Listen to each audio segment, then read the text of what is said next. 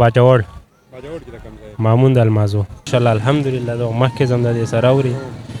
او چې بل مې سپورټ کوي ځان په خپله شم سپورټ کولی الحمدلله اوري برس کپړې کاروبار ته به ځم انشاءالله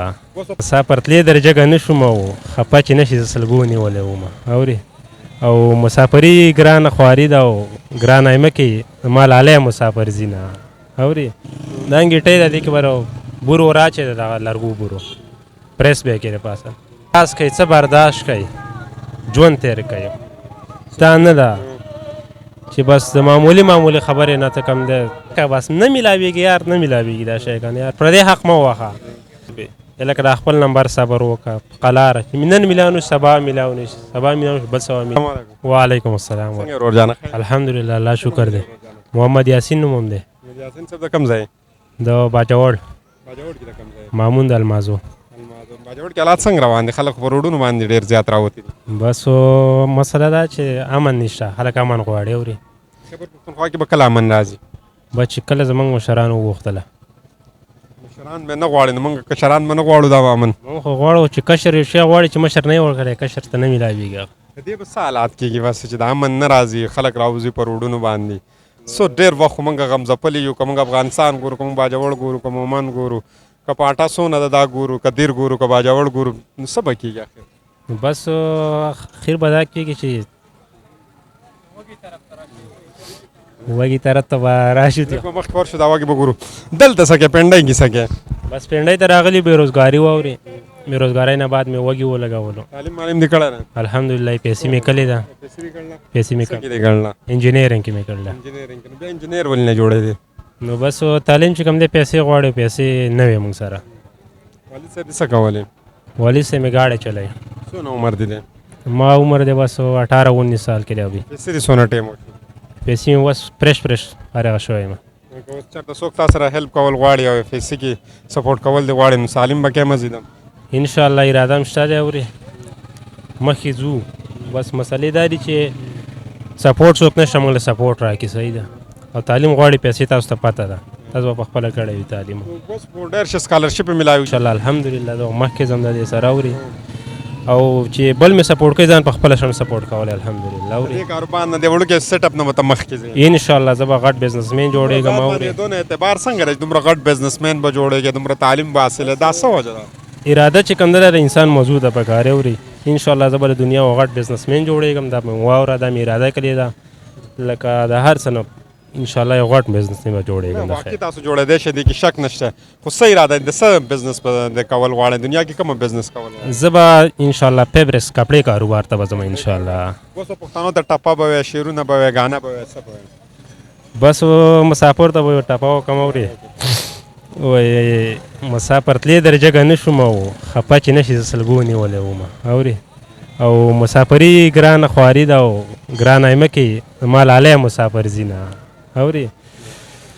او نور به بس شعرونه هر څه به خو نه دي یاد اورې ډېره دې سره تعلق نه لرو ډېر چېرته په سکالرشپ دې ولې اپلای نه کوله سکالرشپ هم ډېر اپلای کړی خو بس څه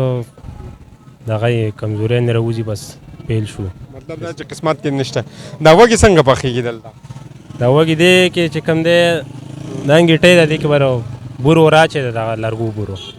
پریس به یې کې د پاسه یو ته انګار وراچې ده ورو انګار بلیږي نه تاو را روانې په تاو وږې پخېږي د خیره ګیم ته ډېر تیز لوګی روان دی یاره نه لوګی خو نه کوي سترګې خو ډېرې ترخې کړې یاره نه نه هسې دا تاو دی لوګی پکې نشته دی که اورې دې ته وګورې نه په خپله دا 100 روپۍ وږی راوړې په 100 یې خرڅه بس دا موږ ته پرې وځي کله 15 روپۍ 14-13 روپۍ په 30 روپۍ وږی خرڅو مطلب دا چې نیم په نیمه پکې ګټئ ها بس نیم په نیمه ګټو نیم په نیمه ګټو خو د شله چلته وږي ډېر نه وځي که نه څونه وږي تقریبا ورځ وږي خرڅ کړو 100 وږي 90 روپۍ 90 وږي نو 800-900 روپۍ دې ډېر راته وځي بس په هغې نن سبا ګزاره کېږي بس کو کېږي او کو نه کېږي موږ یې پې کوو یار مجبوري دی لکه پښتنو ته به څه وایي داسې په پنډۍ کې دا ژوند څنګه تېرېږي دلته چې راشې دا بېګاله چې لاړ شي کپړې ځان له وینځې څنګه به دا ژوند وي نو بس هر سړي ته زما دا پیغام دی اورې چې چا وس کېږي بس ځان له ښه کار وګورئ تعلیم وکئ مخکې لاړ شئ ښه سوچ ولرئ ځان له ژوند وکئ بل له ژوند ورکئ اورې بدنامي مه خوروئ نفرت مه خوروئ ژوند دا ډېر ښکلی دی اورې داسې ده چې څه نظر انداز کوي څه برداشت کوي ژوند تیر کوي دا نه ده چې بس د معمولی خبرې نه ته کم دی داسې ووایه جنګ جګړې جوړ کړه نفرت مه خوره محبت خور کوي مینه ورکوي یو بل له ژوند تیر کوي باقي دا ژوند چې کم دی که نو دا لکه کوتار څنګه وخت تیری دا به تیریږي دې نه ښه ده چې انسان مینه محبت سره وخت تیر کړي د یو بل احترام وکړي قدر وکړي دې نه به چې کم دی موږ ته ښه دغه میلاو شي دا صبر ومن کې راځي څنګه دا خبره دا ده محبت هم کول پکار دی هر څه پکار دی دا صبر به راځي څنګه صبر به داسې راځي که نو چې یو شی تا ته نه میلاویږي بس خلق څنګه وایي بس له غوټې ورکه بس نه میلاویږي یار نه میلاویږي دا شی که نه یار پردی حق مه وخه زه تا ته اوس لنډ مثال در کوم که نو راجا بازار ته چې کوم دی اوس وړو ګاډي راځي سرکاري وړو مونږ په یو بل ډیقې ور وړو ورځو پې لکه د خپل نمبر صبر وکړه په قلاره نن میلاو نشي سبا میلاو نشي سبا میلاو نشي بل سبا میلاو نشي